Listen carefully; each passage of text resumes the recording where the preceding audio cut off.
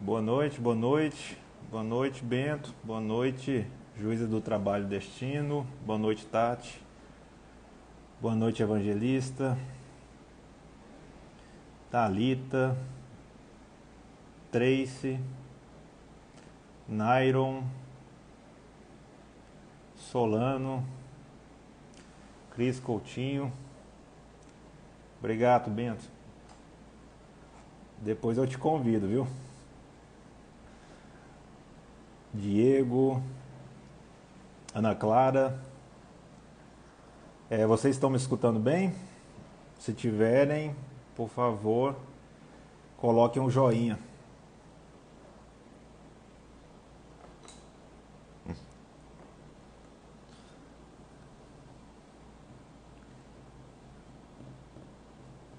Ok. Evangelista. Aguardar um pouco a nossa convidada. É a primeira juíza desse projeto, né? De entrevista, de bate-papo com pessoas aprovadas. Já estavam me cobrando bastante isso, né? De trazer juízas para poder contar sobre a experiência, sobre a carreira delas, né? Outras 3 confirmaram no decorrer da semana. Então teremos uma maratona aí de 4 lives, contando a de hoje, com juízas. Empoderamento, exatamente. Essa que é a palavra de ordem, né? E também para tirar um pouquinho desse estigma de só juiz homem, né? Só exemplos masculinos, sendo que a gente tem grandes exemplos femininos aqui, ainda mais na justiça do trabalho. Estatística trabalhista, um abraço, Fábio. Aguardando a nossa convidada, que eu vou encaminhar o convite aqui para ela. Só um minuto. Aguardando a nossa convidada. Ela está com o Instagram Atualização Trabalhista. Foi enviado para ela o convite, logo mais ela estará a postos, falando aqui conosco. E a Amanda Diniz é uma querida, é uma pessoa excepcional no que faz, tanto como juíza quanto como professora. Ela já está aqui. Estou aguardando o convite dela. Aí, ótimo.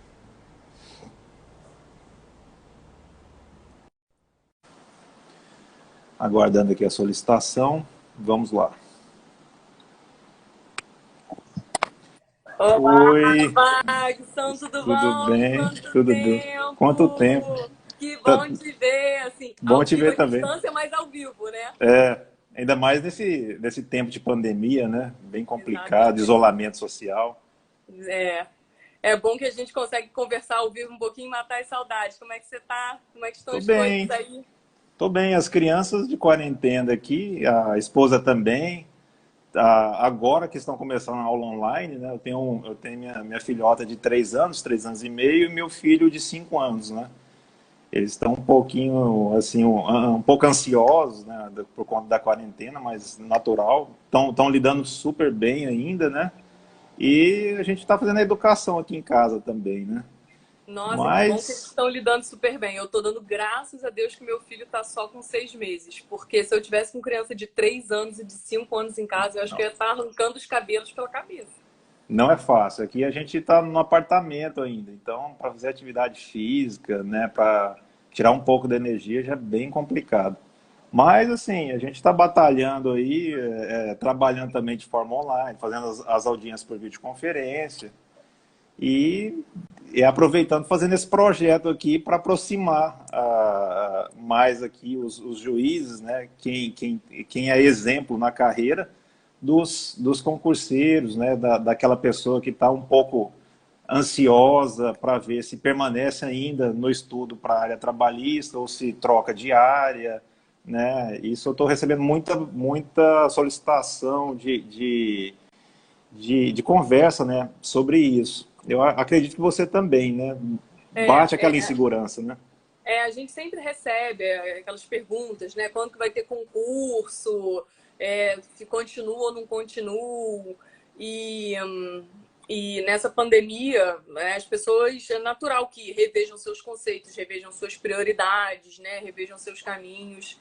E até a gente que, em tese, já está com a vida assim, né, bem definida, bem estruturada sobre o que fazer, a gente pensa. Mas quando me bate um tédio, assim, eu sempre procuro pensar que a gente não tem que reclamar, porque a gente está numa camada da sociedade que é a menos afetada, né? A gente está recebendo o nosso salário, a gente está com a nossa estrutura montada, graças a Deus, pelo menos em relação à minha família, todos estão com saúde, isso é o mais importante, né? Então eu vejo, nossa, tantas pessoas assim precisando de ajuda, tantos prestadores de serviço passando dificuldade, sabe? Eu vejo pessoas, por exemplo, do salão que eu frequentava, passando rifa de R$ 10 com 2 filhos em casa para sobreviver. Dá muita tristeza presenciar isso, entendeu? Então, na medida do possível, eu tento manter o pagamento dos prestadores de serviço, né, que eu usufruía dos serviços para, de alguma forma, não só manter a economia, mas acho que uma forma de humanidade também, empatia, né? Então eu sempre procuro, quando bate o tédio, agradecer que, poxa, a gente tem acesso à internet, a gente pode fazer chamada de vídeo, né? Eu posso fazer com a minha mãe, com os meus familiares, a gente tem acesso a filme, a gente tem acesso a cultura, a gente tem acesso a livro, a gente tem acesso a vários programas, então a gente não tem direito de reclamar, né? Então... Não, jamais, jamais. É igual você falou, a gente está no extrato social do Brasil aqui que permite isso, né? Então a quarentena ela é mais amena para a gente do que para os demais, principalmente para trabalhador de baixa renda que perdeu o emprego, está precisando do auxílio emergencial, que não consegue fazer esse cadastro, que vai para as agências bancárias, que aglomera, que não tem jeito, não tem outra solução, né, do que tentar uma ajuda do Estado. Infelizmente, a gente está passando por isso, mas eu acho que a Justiça do Trabalho está exercendo seu lado protagonista, né, no que a gente pode solucionar essas questões que chegam ao Judiciário, a gente está fazendo, né?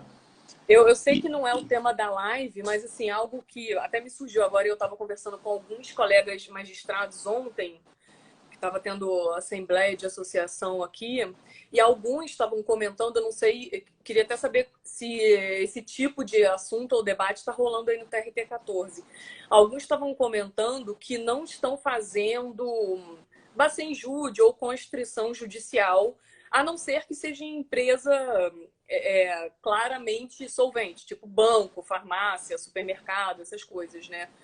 Justamente porque às vezes você vai pegar a conta de uma empresa que está com aquele contadinho para, às vezes, pagar o salário do mês e tal. E eu não tinha parado para pensar, até porque, como eu estou de licença maternidade, eu não estou vivendo esse dia a dia ainda de audiência virtual, esse tipo de coisa, então não tinha me tocado.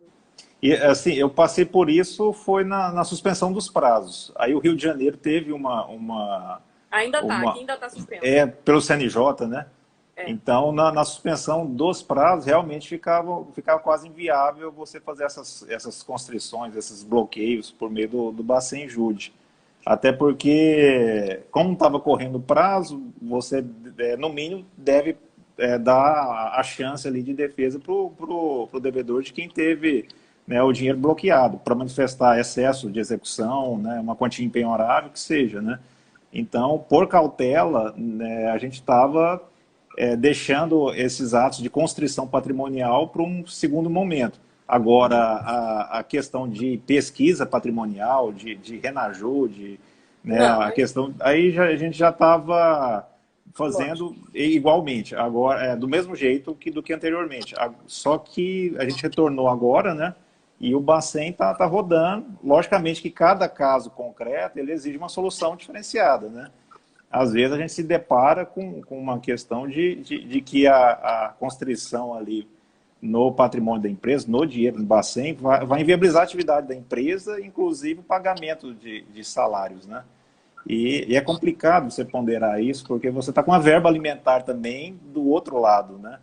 É o que eu E, estava conversando. Tipo, você fica imaginando fazer audiência nessa situação, porque você não sabe quem tá pior, de qual lado da mesa da sala de audiência, né? Se é o, às vezes aquele pequeno empresário que não tem como pagar os seus funcionários e colocar comida em casa, ou o funcionário que também está sem receber, enfim. É complicado. é grave a situação. Não tá fácil vestir a toga trabalhista nesse momento, não. Né? É, A decisão já está tá trazendo um impacto real e sério e imediato, né, do que você é. faz. Mas, assim, ó, Amanda, o intuito da live aqui é justamente aproximar você, a sua história, né, que você tem uma carreira fantástica, tanto como juíza como professora. Eu abri uma caixa de diálogos, só tinha elogio, não tinha nem assim, pergunta, era caixa de perguntas, só elogiaram, faziam um elogio a você. E você passou no TRT 23, né? Aí o Foi. pessoal gosta de perguntar qual que era a sua atividade anterior, se era advogada, se era professora, se era servidora, né? Como é que foi o estudo, se teve muita reprovação, como é que foi essa jornada de concurso? Eu acho que assim, eu vou contar de maneira resumida, naturalmente, minha história, mas eu acho que o mais importante de tudo, para quem ouve qualquer história, a minha, a sua e a de qualquer pessoa, o mais importante é você não se comparar a ninguém. Porque cada um tem sua história, tem sua trajetória, tem uma preparação prévia de vida ou uma experiência prévia de vida. A gente não anda com os sapatos dos outros para saber o que aquela pessoa já passou. Eu, por exemplo, tenho partes da minha história que eu reconheço que foram muito vantajosas para mim e outras que não foram tão vantajosas, mas eu particularmente não faria diferente, até porque a vida ela é feita de escolhas, a gente não consegue 100% acertar. Então, o que aconteceu? Eu é, comecei, na verdade, a pensar em ser juíza do trabalho quando eu estava estagiando. Eu comecei a estagiar bastante cedo, no quarto período da faculdade, porque meu pai faleceu no segundo período que eu estava na faculdade e é, a gente começou a passar por umas dificuldades financeiras, nada assim extraordinário, tipo, não passei fome, não tô querendo dar uma de vítima aqui não. Foi uma coisa normal, leve, mas nada grave, mas começamos a passar por algumas dificuldades financeiras e aí eu resolvi estagiar. E, pelo menos aqui no Rio, a área trabalhista, ela nunca foi muito prestigiada. Ela sempre era aquela área que, assim, era a área de porta de entrada dos escritórios e que você entrava na área e depois você, tendo oportunidade, você ia para uma área empresarial, para uma área mais comercial e saía da área trabalhista. E aí, quando eu tive a oportunidade de migrar para essa outra área de estágio, eu não queria mais, eu já estava apaixonado pelo direito do trabalho. E aí, eu não tinha dado direito do trabalho ainda na faculdade. E eu só comecei a dar direito do trabalho na faculdade no sexto período, comecei a estagiar no quarto. E eu senti aquela dificuldade, porque eu não sabia nada de direito do trabalho, e entrei num curso de direito do trabalho para aprender alguma coisa. Na época foi o curso Meta, que na época eram donas a Cláudia Pisco, que é juíza aqui no Rio, e a Vólia. As duas eram sócias donas. Então eu entrei no curso de processo do trabalho completo da Cláudia Pisco e no curso de direito do trabalho da Vólia, no quinto, quarto período da faculdade. Esse curso sempre foi frequentado por pessoas que queriam concurso, servidores e concurseiros, e eu entrei assim, tipo, qual curso bom de direito do trabalho, de processo do trabalho no Rio que eu preciso aprender? Entrei. Então, o curso durava um ano, cada um deles. Eu fiz um ano do curso. No primeiro ano, eu aprendi assim o básico, porque para quem não sabe nada, você aprende o básico, né? E eu resolvi fazer de novo. falei, eu vou fazer de novo porque agora que eu já sei o básico, eu vou prestar atenção nas exceções. Agora eu vou, né, pescar as exceções. E aí, tipo, ato contínuo, acabou o curso, eu me matriculei de novo para fazer. E aí, eu comecei no estágio, assistir audiências, ir acompanhar a audiência, fazer defesa. Eu nunca fui servidora, tá? Eu estagiava em escritório, fui efetivada no escritório, advoguei 5 anos antes de passar no concurso. Acho que foi uma experiência importantíssima para mim ter advogado. Acho que foi muito valiosa. Eu, quando era estagiária, quando era advogada, eu tomei muito pito de juiz com juizite e sempre pensava assim, o dia que eu estiver sentada ali, eu tenho que prestar atenção nisso para, né, não deixar subir a cabeça e não fazer a mesma coisa. E tem muito, né? E não é uma coisa incomum de acontecer. Infelizmente. E engraçado que, assim, não raro, alguns advogados fazendo audiência comigo, às vezes perguntam assim, a senhora foi advogada, né, excelência? Eu falo, fui. E eles falam, dá para perceber. Então, eu me sinto orgulhosa disso. Eu acho a advocacia uma carreira linda, brilhante, mas, como todas as carreiras, medicina, engenharia, né, magistratura, tem o lado bom, o lado ruim, profissionais bons, profissionais ruins, profissionais que orgulham, profissionais que envergonham, mas, enfim, eu tomei muito pito de juiz e eu tinha esse cuidado. Inclusive, hoje eu convivo com alguns desses juízes que me deram pito, né? E um dia eu cheguei para um deles, já magistrada, e falei, ô fulano, quando eu era advogada, você era meio cavalo em sala de audiência, pô, já tomei muito esporro seu e tal, e impressionante, porque assim, do jeito que ele me tratava, ele continuou me tratando. Hoje, como colega, É a pessoa, né? ele simplesmente olhou, não tomou conhecimento da minha presença, sequer me dirigiu a palavra e continuou, né? Tudo bem. Aí, então, eu estagiei, fiz esses cursos, e nesses cursos eu já começava a fazer audiência, assistir às audiências, e de alguma forma admirava não só a advocacia, como a magistratura, e me via atuando, né? Queria ter a carteirinha da OAB, né? Sonhava em estar ali como juíza. A gente tem aqueles sonhos não bem definidos, mas sonhos de crescer, de progredir de alguma forma. E aí eu lembro que tinha uma servidora, o nome dela é Isabela. Ela trabalhava na vara da Avólia e um dia eu voltando de ônibus com ela do curso, ela falou assim, você tem cara de juíza, você tem jeito de juíza. Eu falo, nossa, que maravilha, ninguém nunca me disse isso e tal, não sei o quê. E aí,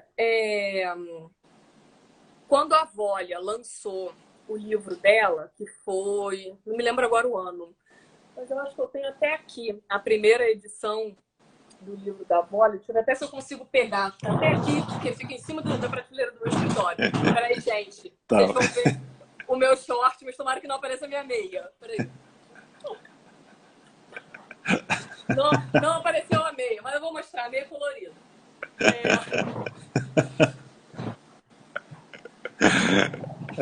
Então, a Avólia, quando lançou o livro dela, a primeira edição, que é essa aqui, foi em, deixa eu ver o ano aqui, 2007.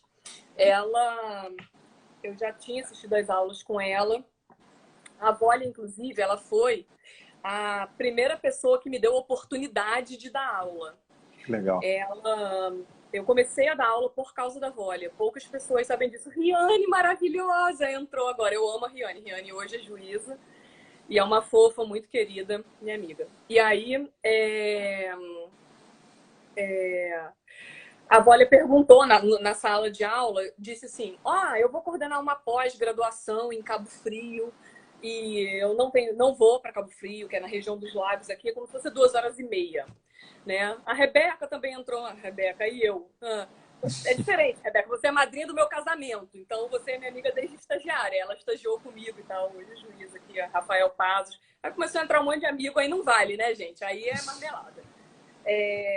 Então, ela perguntou, eu não vou dar aula, e, mas eu vou recrutar quem queira dar aula e tal. Já vou avisando que a hora-aula é péssima, não paga nem o pedágio até Cabo Frio, mas quem quiser dar aula tem que começar de algum lugar.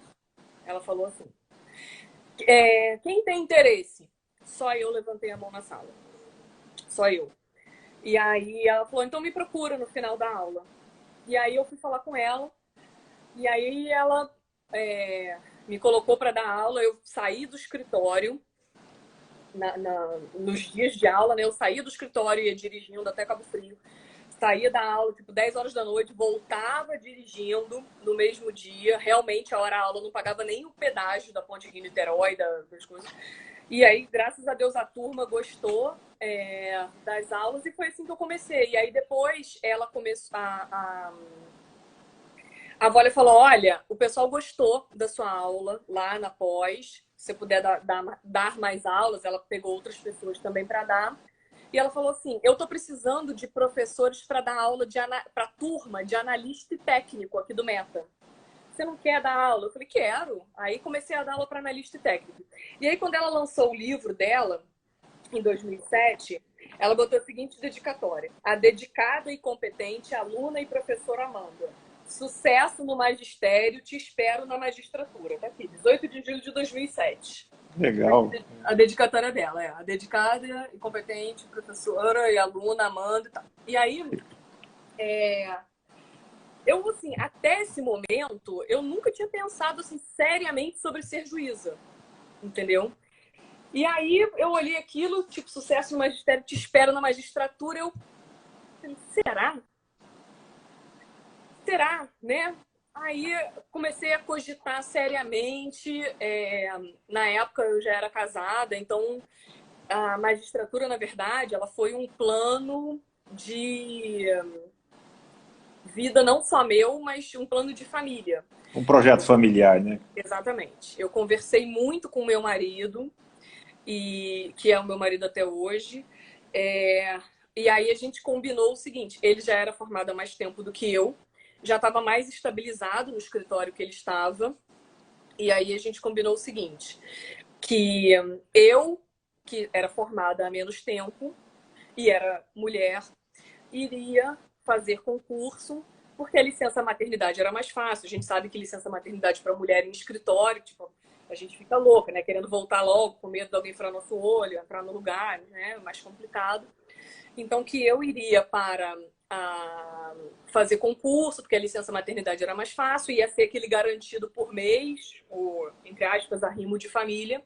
E ele, que é advogado, iria tentar ficar rico em escritório. Se tudo desse certo, tava todo mundo feliz. Ele rico, eu juíza e tá todo mundo de boa. Se alguma coisa desse errado, eu tava lá. Eu, pelo menos, né, eu tava ali com um certo todo mês para entrar. Então, na época, eu saí do escritório, eu estudei exatamente 3 anos. Exatamente 3 anos. Eu estudei de julho de 2008 até julho de 2011. Eu tomei posse em 17 de agosto de 2011, lá no TRT 23. Então, a gente conversou muito. Eu saí do escritório, continuei só com poucos casos, alguns casos particulares que eu já tinha pegado, me dediquei aos estudos. Fiz muitos concursos. Na época tinha muito concurso regional e eu fazia concurso em todos os lugares que eu iria morar. Então eu conversei com meu marido onde a gente moraria e eu fazia concurso do Mato Grosso para baixo e do Espírito Santo para baixo. Eu não fazia no Nordeste, e não fazia acima do Mato Grosso.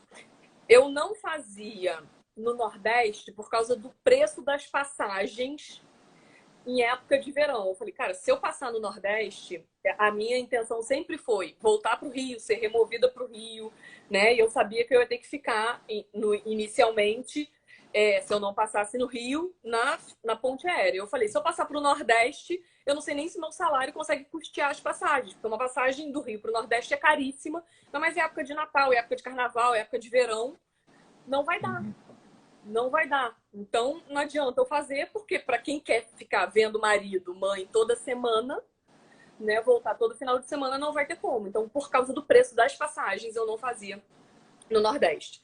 E pela distância do deslocamento, eu não fazia acima do Mato Grosso. Na verdade, eu não faria, se dependesse de mim, nem no Mato Grosso, porque eu já achava longe. Só que meu marido tinha feito mestrado com o Nicanor, que na época era juiz lá no Mato Grosso, hoje é desembargador.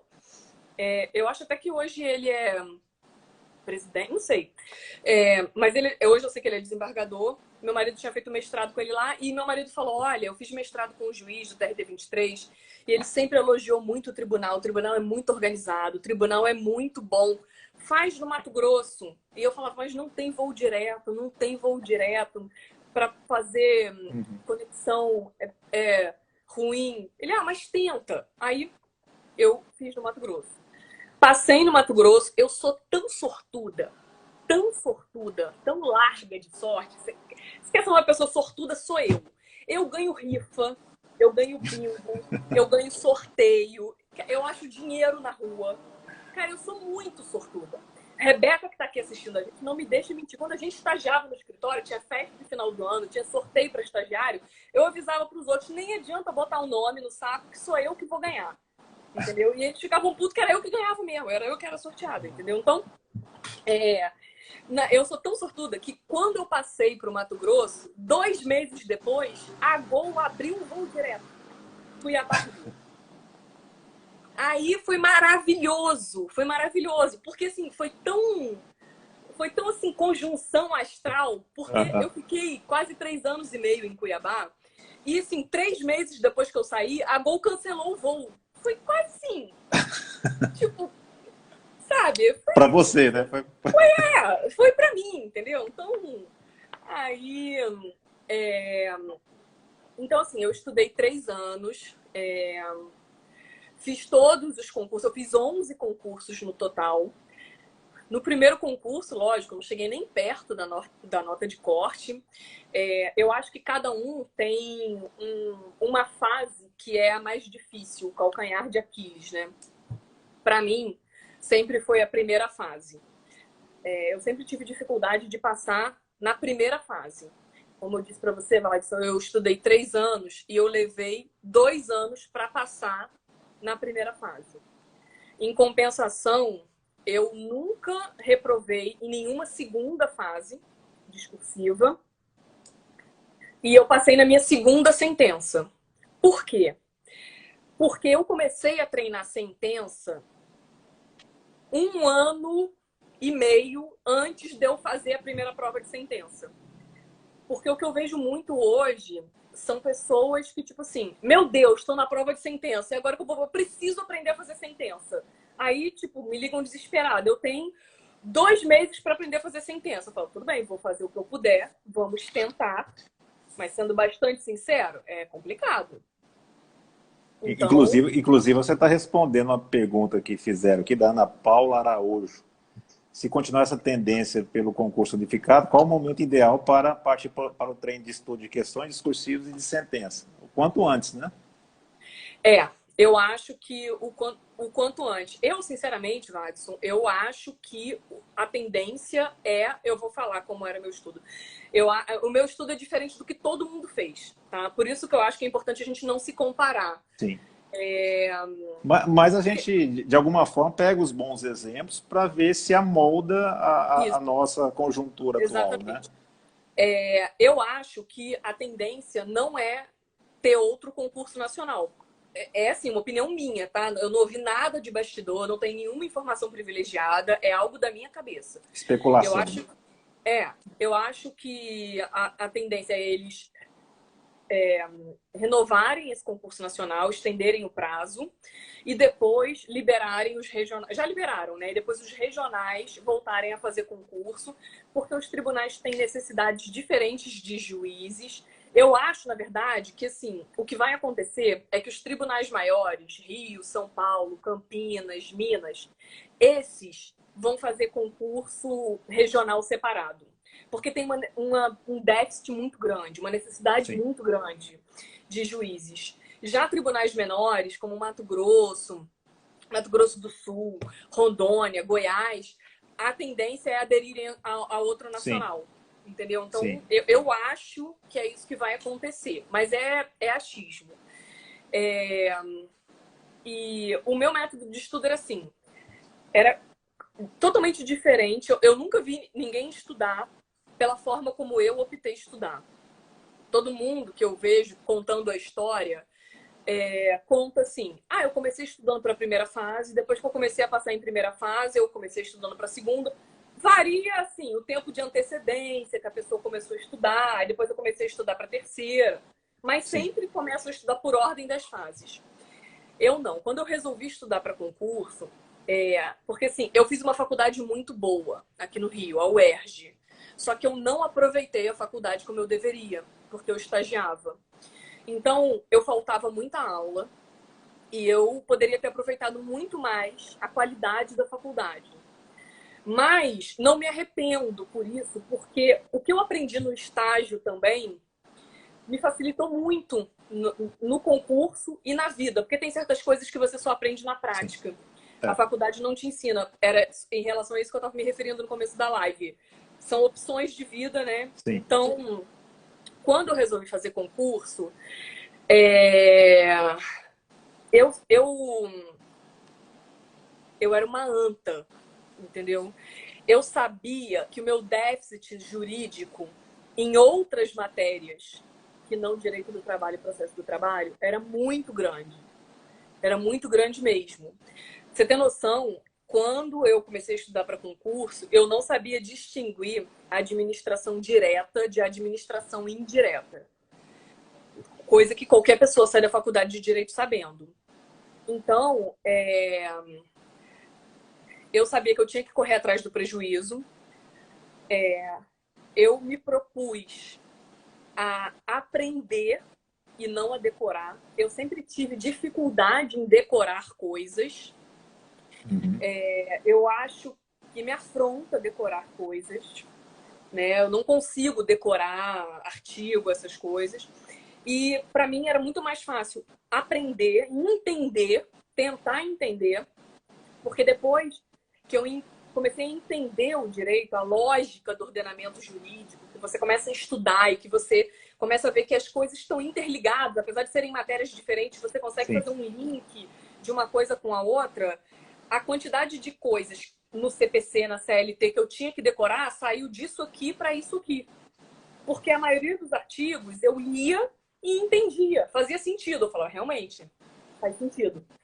Tem umas súmulas, uns negócios que até hoje a gente lê, a gente não, né? Fica um negócio meio nebuloso, mas a maioria das coisas a gente consegue entender. Então, eu optei por, na verdade, começar a estudar pela segunda fase. Porque eu tinha Entendi. que aprender o direito. Então, o que eu fiz? Eu me matriculei num curso completo de magistratura, comecei a estudar as principais matérias: administrativo, constitucional, civil, processo trabalho, e dividia de segunda a sexta. E aí, estudava uma matéria por dia, e na sexta-feira eu estudava civil e administrativo, que eram os dois editais menores. E aí, durante a semana, eu tinha contato com todas as principais matérias, né? Isso, o lado negativo é que, assim, eu demorei muito para esgotar o edital. Sim. Eu demorei 1 ano e meio para esgotar o edital, né? Porque era uma matéria por dia. Mas o lado positivo é que, assim, quando passou esse 1 ano e meio, que eu tipo, esgotei o edital dessas matérias e comecei a revisar as coisas, eu já estava entendendo essas matérias e eu estava começando a ficar me sentindo preparada, porque eu estava entendendo as coisas. E muitas pessoas, quando vão conversar comigo, que estão na prova de sentença ou que estão na oral, chegam pra mim e falam... Tem aquela sensação de que, tipo assim, eu não sei como é que eu tô na oral. Tipo, eu vou chegar lá na frente da banca e a banca vai descobrir que eu sou uma sim. fraude. Eu não sei como A é que eu tô na oral. síndrome do impostor, né? Exatamente. E aí eu sempre falo para essas pessoas assim, gente, vocês não precisam saber tudo para estar na oral. É óbvio que vocês não precisam saber tudo. Ninguém nunca sabe tudo. Eu não sei tudo, eles não sabem tudo, a gente nunca vai saber tudo. A gente está sempre aprendendo. Eu acho que um bom diferencial para você ver se a pessoa está preparada para uma prova oral é você assim, segurança, né? Você não Segurança e precisa confiança. saber todas as respostas, porque ninguém sabe tudo. Mas assim, você recebe uma pergunta, que lógico, não é uma pergunta decoreba, né? Mas você recebe uma pergunta jurídica. Por mais que você não saiba a resposta, se você conhece o direito, se você está preparado, você consegue construir uma resposta com uma certa lógica, com um raciocínio jurídico, de modo a responder aquilo de maneira satisfatória. Por mais que você não responda certo, você consegue construir um raciocínio jurídico em cima daquilo. Você não fica totalmente perdido. É aquilo que a Entendeu? gente fala de temas inusitados, né? Às vezes o examinador não quer precisamente o significado daquela expressão inusitada, mas ele quer olhar o seu raciocínio jurídico para fornecer um tipo de solução que seja condizente e razoável, né? É, exatamente. Então, foi isso que eu fiz. Eu comecei a estudar pela segunda fase. Depois desse 1 ano e meio, eu entrei na aula de sentença.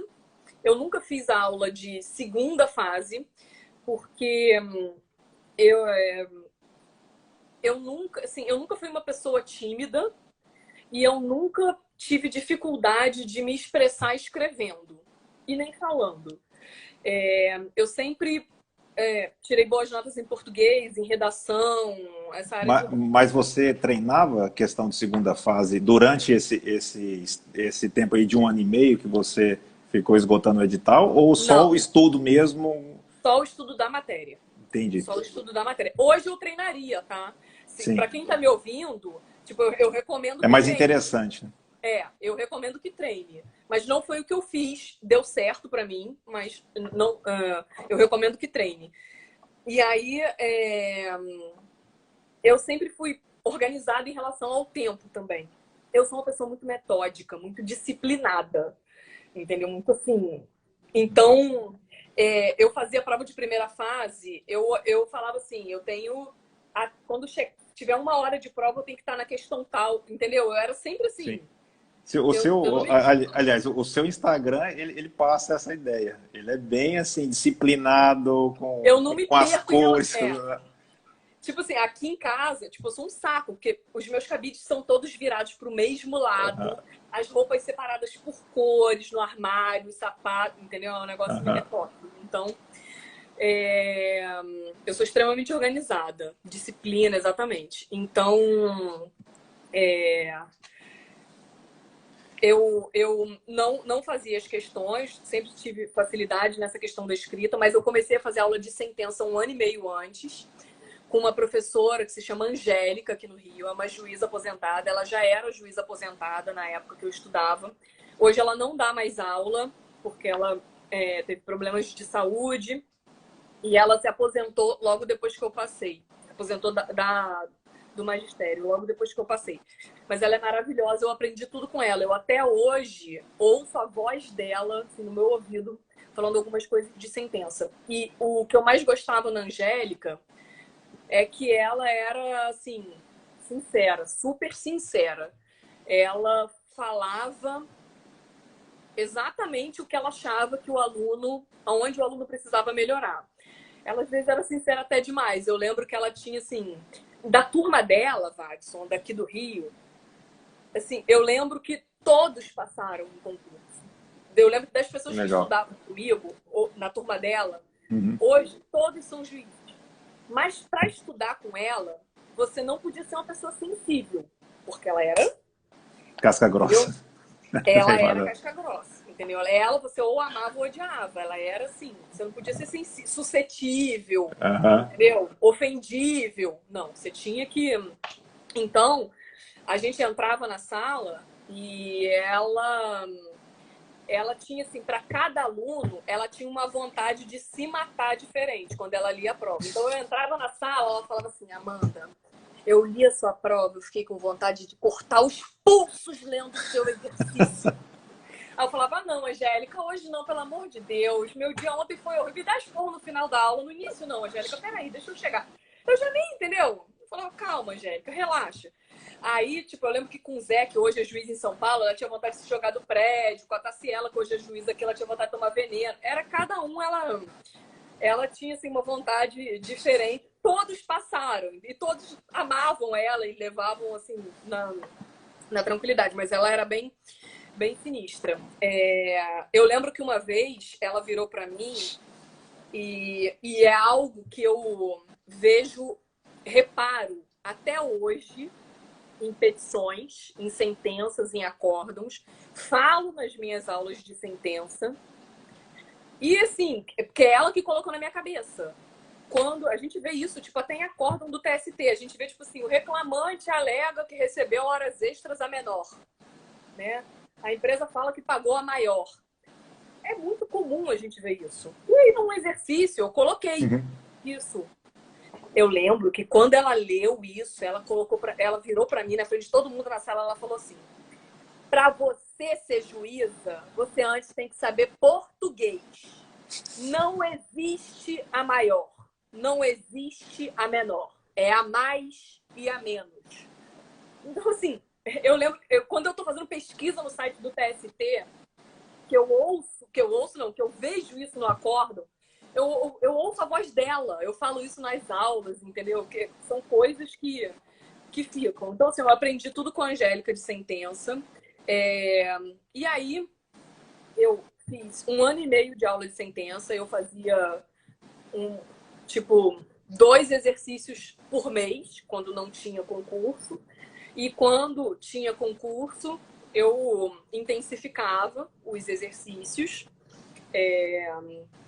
E quando eu esgotei as matérias do edital, depois de 1 ano e meio, né, o que eu passei a fazer? Revisar essas matérias, começar a ler as notícias do TST, na época não tinha informativo ainda, e estudar para sentença e fazer cursos daquelas matérias que eu tinha mais dificuldade. Então, depois que eu esgotei, que eu fiz o curso, sim, de todas as matérias e esgotei o edital, que foi nesse 1 ano e meio, eu revisava de manhã as matérias que eu já tinha esgotado o edital, fazia 1 vez por semana aula de sentença e fazia um curso de direito constitucional com um procurador aqui no Rio, que eu tinha mais dificuldade em direito constitucional, sentia que eu precisava aprofundar. Foi isso que eu fiz. E aí, você pode me perguntar, e as outras matérias, Amanda? Tipo previdenciário, empresarial, penal, essas coisas. O que você fazia? Essas matérias, Watson, eu só estudava quando o edital estava aberto. Porque quando o edital abria, ele sempre abre com 1 mês para inscrição. Sim. E dá, assim, uns 3 meses para a prova de primeira fase. Sim. E o edital dessas matérias, previdenciário, empresarial, internacional, penal, ele é tão curtinho. É mais enxuto. Que dá para você estudar em 3 meses. Então, assim, eu não via utilidade de ficar estudando essas matérias tanto tempo, porque eu ia esquecer, entendeu? É o que a gente chama de periodização do estudo, né? Então, você deixa algumas matérias de acordo com a previsão do edital, né? Que realmente dá tempo de fazer por fase ali. Principalmente essas matérias periféricas, né? Que é previdenciário, internacional... Que só cai em primeira fase, né? Exatamente. Penal também, né? Penal é possível fazer isso, porque a maioria é texto de lei, vai fugir uma ou outra coisa de jurisprudência, né? Mas o que é difícil para todo mundo, né? E passa quem acerta o maior número de questões fáceis e médias, né? As questões difíceis ali em primeira fase, a maioria erra. E aí, assim, durante esse 1 ano e meio que eu fiquei fazendo esse estudo de segunda fase, eu não passava na primeira fase. Porque o que acontece? as pessoas, quando abrem o edital, elas largam o plano de estudo delas para estudar para a primeira fase. E eu não fazia isso. Porque eu coloquei na minha cabeça que eu ia esgotar o edital daquelas matérias. Então, quando abria, como tinha muito concurso regional, quando abria o edital de algum concurso, eu não parava de estudar para a primeira fase. Eu continuava com o meu planejamento. Então, assim, como eu ainda não estava bem nas outras matérias, eu não passava na primeira fase.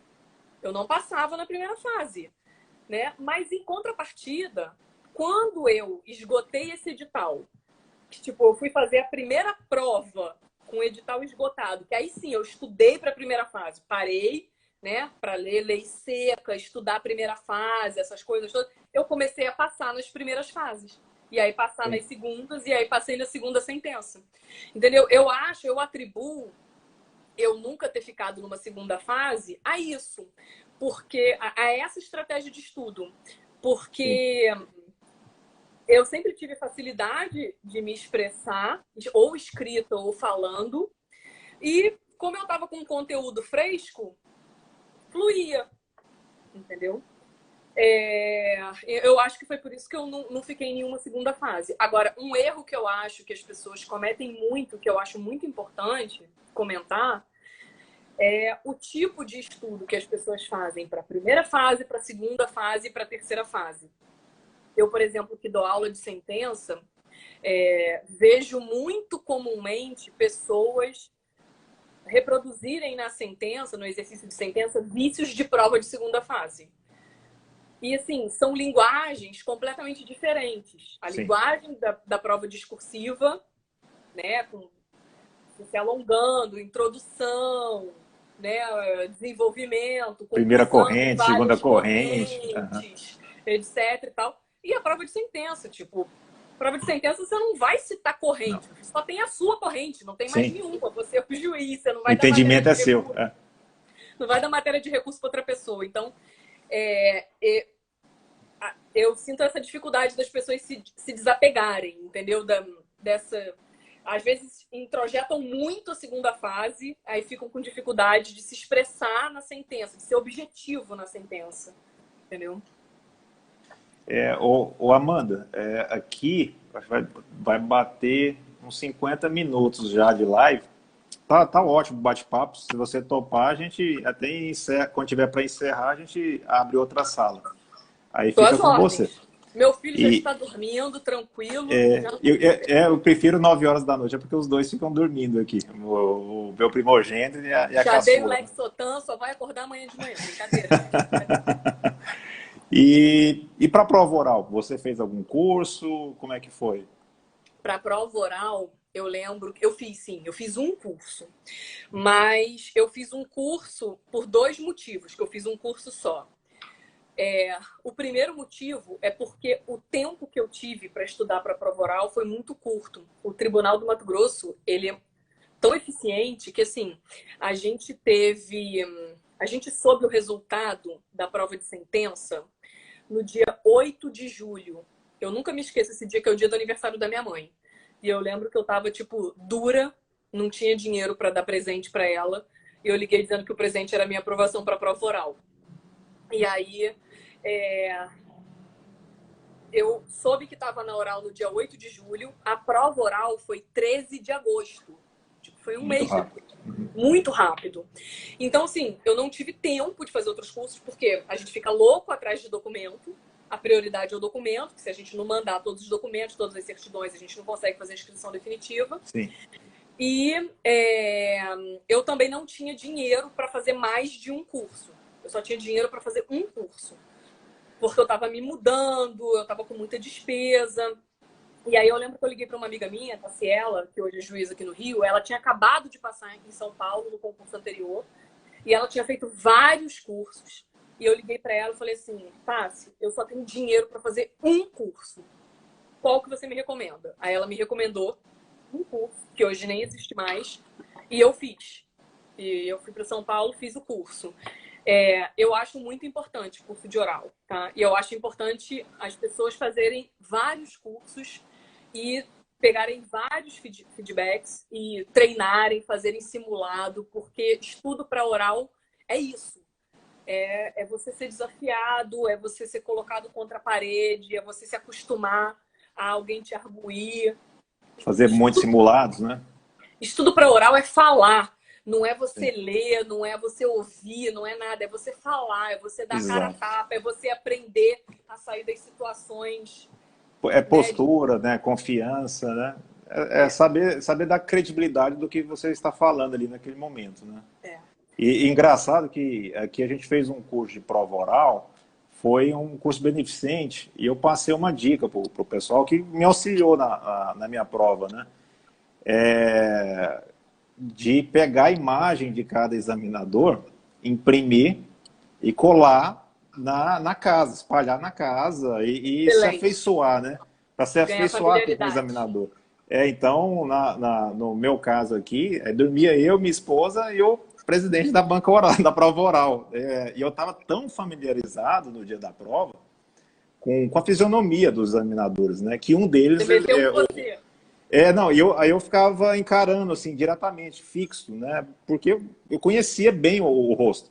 E um deles estava ele estava sem barba, né? Na foto que eu tinha, e lá estava com a barba, assim, bem cerrada, né? Bem grande. Aí eu ficava olhando, assim, aí ele ficou constrangido, eu ficava encarando demais. Nossa, tá diferente aqui, alguma coisa.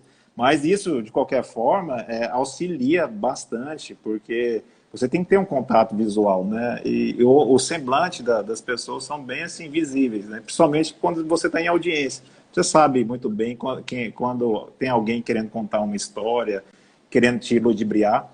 E o examinador, quando ele não tá gostando da sua resposta, ele tem alguns trejeitos, né? No meu caso, lá ele olhava para cima e ficava... Aí, entretanto, excelência, aí voltava e achava bom. Então, assim, são várias técnicas, né, que a gente vai aprendendo nas pauladas da vida aí. E a gente repassa isso com o curso. E é fundamental esse curso, sobretudo para o oral. Com certeza. Tanto... E, assim, pode falar. Eu costumo falar também que a prova oral ela é muito mais uma prova de comportamento do que uma prova jurídica. Porque conhecimento jurídico, a banca sabe que os candidatos têm. Eles chegaram até ali, eles já passaram na segunda fase, já passaram na sentença. Então, eles querem muito ver o comportamento do candidato numa situação constrangedora, para não entrar nenhum juiz maluco no tribunal, né, a ponto de querer prender advogado. E também para não entrar nenhum juiz que o advogado mais experiente vai montar em cima numa sala de audiência que não vai saber se impor. Tem que ser uma pessoa minimamente equilibrada, né? Que saiba o limite das coisas. Então, isso é muito importante. Amanda, então eu vou tentar encerrar essa live aqui. Eu apanhei um pouco a do Alexandre Pelvezan. Eu fiz com ele e eu acho que eu estava com a camisa do time de futebol, que é do Goiás. Eu não sei, eu acho que deu azar. E caiu a energia aqui do quarteirão daqui de casa, né? E no desespero lá para ver se eu conseguia retomar, acabei perdendo a primeira parte, mas a gente fez, retomou, ficou bem legal. Eu vou encerrar aqui, aí vou salvar, aí eu já, ato contínuo, já passo, já entro na outra sala e você manda a solicitação. Mas agora não vai ter erro não, que você tá de vermelho, é a cor do Flamengo, a cor da Pois Vitória. não, E é uma live feminina também. Eu busquei uma cor, que você viu o layout lá, é todo rosa, né? Então, você que está abrindo as lives femininas aqui. Tá ótimo. Eu aguardo você retomar para fazer outra solicitação. Tá ótimo. Até daqui a pouco. Até mais. Até mais.